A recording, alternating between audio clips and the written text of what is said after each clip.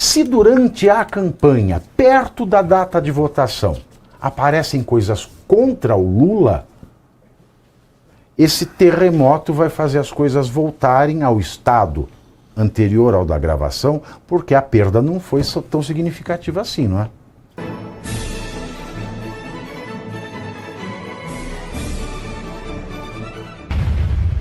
Porque 3 pesquisas eleitorais foram divulgadas hoje e os resultados sobre um eventual segundo turno entre Lula e Flávio Bolsonaro variam de uma para outra. Todas foram feitas depois do vazamento de mensagens entre Flávio e Daniel Vorcaro. O levantamento da Futurapex, por exemplo, mostra Lula à frente de Flávio com 47,7% das intenções de voto, contra 42,2% do senador. Uma diferença de mais de 5 pontos percentuais. No levantamento anterior desse instituto, antes do vazamento, Flávio liderava com 46,9% e Lula estava logo atrás com 44,4%. O Datafolha de hoje também mostra que Lula lidera, marcando 47% contra 43% de Flávio em um cenário de segundo turno. Vale lembrar que no Datafolha, há uma semana, Lula e Flávio estavam empatados em 45%. Já um levantamento da GERP, também divulgado hoje, feito depois da crise Dark Horse, indica Flávio Bolsonaro liderando o segundo turno com 47% das intenções de voto, contra 44% do presidente Lula.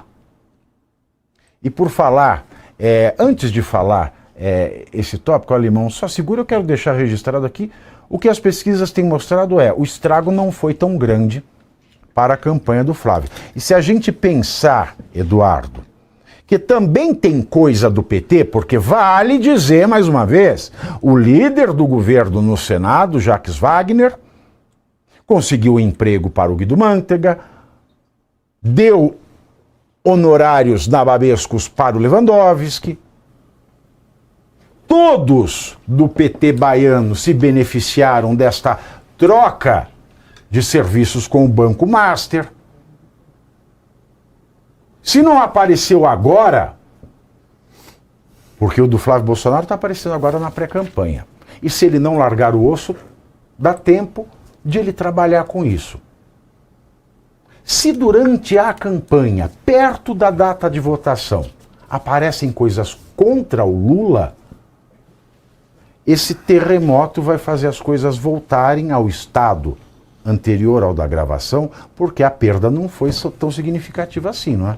Sim, com certeza, Pavinato, até porque eu percebo que esse padrão de comportamento só teve um interessado, o centrão fisiológico. Eu acho que a esquerda nem tinha esse interesse, porque o Lula segue conforme era aquela expectativa das pesquisas, e você em casa questiona, igual eu também questiono os critérios da pesquisa. Não que não exista a ciência de estatística, mas assim como existe as ciências jurídicas, ela pode ter mau uso delas. Né? Então é esse que eu penso também sobre as pesquisas. E desta forma, desta feita, a pesquisa em si, ela só tem o interessado o centrão fisiológico, eu explico por quê. Porque tenta-se retornar ao estágio antes do Flávio Bolsonaro estar liderando as pesquisas. Ou seja, era aquele período onde estavam tentando enfiar a goela abaixo qualquer outro candidato que o fisiologismo queria, exceto o indicado pelo presidente Jair Bolsonaro. Então, ao meu ver, este cenário, por si só, ele já, essa pesquisa encomendada e o resultado dela só tem interesse ao centrão. Aí, somado a isso, porque as gravações saíram na quarta-feira da semana passada. Na terça-feira da semana passada, nós vimos o Valdemar Costa Neto sugerindo Ciro Nogueira, no dia da operação, sugerir que Ciro Nogueira componha a chapa do pré-candidato Flávio Bolsonaro. Até então era o líder das pesquisas. Então que tipo de sugestão é essa? Eu não entendo essa lógica, mas a gente consegue perceber sim que há uma lógica nisso. Porque se fosse a esquerda faria em meados de julho, agosto e setembro. Baseado em que eu falo isso? Tem uma publicação da Folha de São Paulo e o Globo, de julho de 2002, em que Ciro Gomes estava arrancando, perto das eleições, frente à liderança do Lula. Ciro Gomes estava com 28% e o Lula estava com 31%. Naquele período até, inclusive, Ciro Gomes chamou o Lula de fascistoide e chamou que a estratégia do Partido dos Trabalhadores de atacá-lo seria uma estratégia terrorista. Folha de São Paulo publicou isso. Por que eu estou citando isso como exemplo? Porque é o período que a esquerda age para minar o crescimento dos seus opositores. É perto da eleição.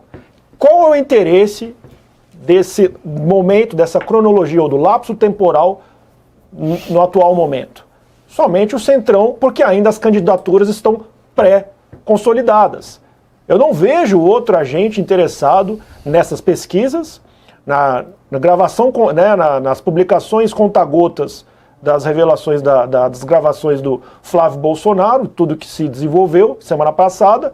Eu não vejo outro agente que tenha maior interesse nesse caso, Pavinato. Caivano, pesquisa, eu tenho uma relação de amor e ódio com pesquisa desde sempre, porque de um lado as pessoas têm que ter a liberdade de exercerem aí as suas atividades estatísticas, tentarem fazer aí o seu, estabelecer o seu comércio, a sua prestação de serviço de análise estatística. As pessoas têm curiosidade para saber estatisticamente também através de videntes, de pitonisas, etc. e tal, mas também tem o lado de que uma pesquisa, ela só serve para, de certa forma, direcionar votos. Exato. Fazer com que pessoas que têm a convicção em um candidato que não aparece bem nas pesquisas, deixe de votar nesse candidato e vá apostar em alguém que esteja mais à frente.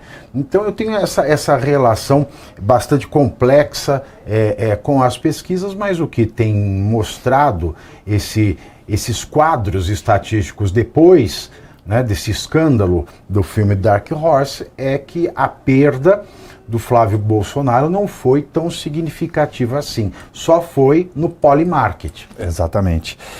Eu compactuo a tua avaliação das pesquisas, né? Eu tenho uma premissa para mim. Eu não creio em brujas, mas que elas há. Eu penso mesmo sobre pesquisas. Eu não acredito, mas sei que elas existem. E aí, para mim, a premissa que eu sigo para elas é exatamente essa. Quem paga a banda escolhe a música. Então sim, a depender do instituto e da aproximação que ele tenha de uma ideologia política, como falou o Eduardo antes de mim, vai dar um resultado. Eles estão muito próximos, eu até fiz aqui a estatística, dá 1%, se você faz a média das 3 pesquisas. Então a oscilação, ela é inócua, ela não existiu. Isso denota o que, para mim, né, na minha avaliação, falando em virtude do que o Eduardo disse, a esquerda me parece que também agiu nisso, Eduardo, mas para medir o eleitorado da direita, medir o eleitorado bolsonarista, quão fiel ele é no seu voto. E aí percebeu que a base está estabelecida. Para baixo daquilo vai ficar muito difícil de tirar voto do Flávio Bolsonaro, porque também consta ali o voto antipetista, anti-esquerda, então ele é muito fortalecido. O Centrão, concordo com o que você disse, eu já tinha dito isso ontem, ele estava ali na base do toma lá da cá, diminui a sua propensão de vitória, que eu vou negociar melhor a base eleitoral que eu quero no futuro, ou seja, ministério, secretaria e tudo aquilo que a gente sabe que existe na política. Então, no frigir dos ovos, quem mais perdeu, você tem razão, para mim foi a própria esquerda. Porque agora está numa sinuca de bico, como o Pavinato acabou de colocar. A hora que começar a vazar tudo que a gente já sabe que existe contra a esquerda, o tiro vai ser muito mais certeiro, Pavinato. Até porque não foi o Flávio que deixou de cair nas pesquisas, foi o Lula que deixou de subir. É isso. Porque mesmo, e esse é o meu caso, por exemplo, eu acho lamentável tudo isso que aconteceu. Para mim foi uma grande decepção como eleitor ver desculpas esfarrapadas sendo desmentidas a conta-gotas, mas também tem o fato de que isso não absolve o Lula pelo conjunto da obra, e o conjunto da obra de Lula é insuperável.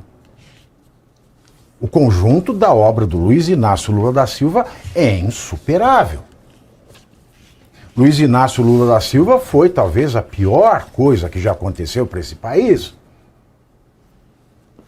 Tem muito comentarista político que passou a vida toda criando as teses mais interessantes sobre a bizarrice que é Luiz Inácio Lula da Silva na presidência.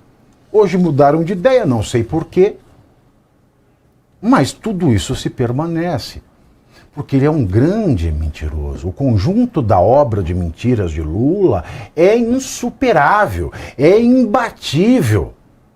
O Lula, ele é uma espécie para ser estudada. E isso mostra que, independentemente do que vier, do que já veio, e lembrando, é claro, que virão coisas contra Lula, ninguém vai passar a votar no Lula porque algo foi revelado sobre o Flávio. E é isso que essas pesquisas mostram. E por falar em eleições, a divulgação das trocas de mensagens entre o Flávio e o Vorcaro passou a ser vista pelo